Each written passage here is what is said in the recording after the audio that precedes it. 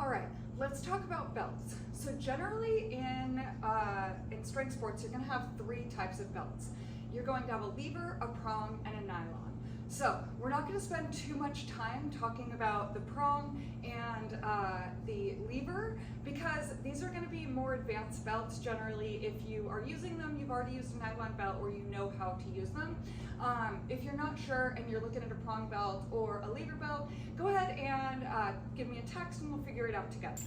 A prong belt is kind of the go-between the nylon and the prong, or sorry, nylon and the lever. So this is going to have a prong right here.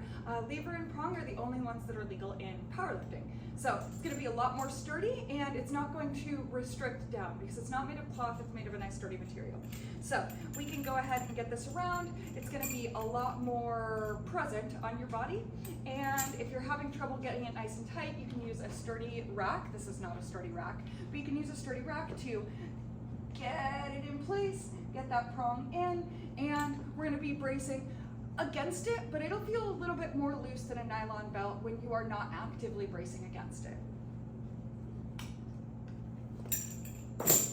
Setting the prong aside, we've got our most common belt. This is a nylon belt, and you can get this from most brands for a fairly inexpensive price. If someone's trying to charge something like $75 or up, don't buy it, it's a ripoff.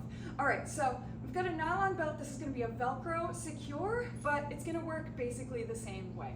So we're gonna go ahead and get this around the middle of your torso. We're gonna get our spiky Velcro through and talk about placement. So we've got ribs, we've got hips. These are our bone structures that we wanna be sitting between. Most athletes like either a high position or a low position. And feel free to switch it up and see what works for you. Sometimes as bodies change and as our training changes, our positioning of our belt can change. This can go for squat stance and other things too. All right, so at a high position, it's gonna be the split in between the two harder points of your belt is gonna be right by your sternum. You're gonna go ahead and tighten that down with a little bit of breath in your body, but it should be nice and tight. It shouldn't feel like it is strangling you, and you shouldn't feel nauseous. So what we want to be doing here is bracing 360 against the front, sides, and back. This is going to be a high position. It's a little bit easier to brace against.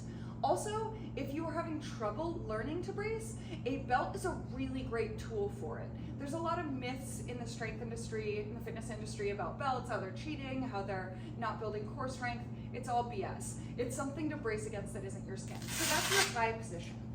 For our low position, what you're gonna do is get this right above your hips and then situate the front of your belt slightly down. This is gonna probably be somewhere over your belly button, but all of our bodies are different. So it's not gonna be too different of a position, it's just gonna be slightly under that sternum. So this is gonna be bracing against at the lower part of your torso. So choose one of those positions or play with one and then the other in your warm-up sets. See which one that you can brace against best. 360, that's front, sides, and back. We wanna be holding it in like a barrel. We wanna be holding that in for all the way down, all the way up, breath in and out when you're not lifting.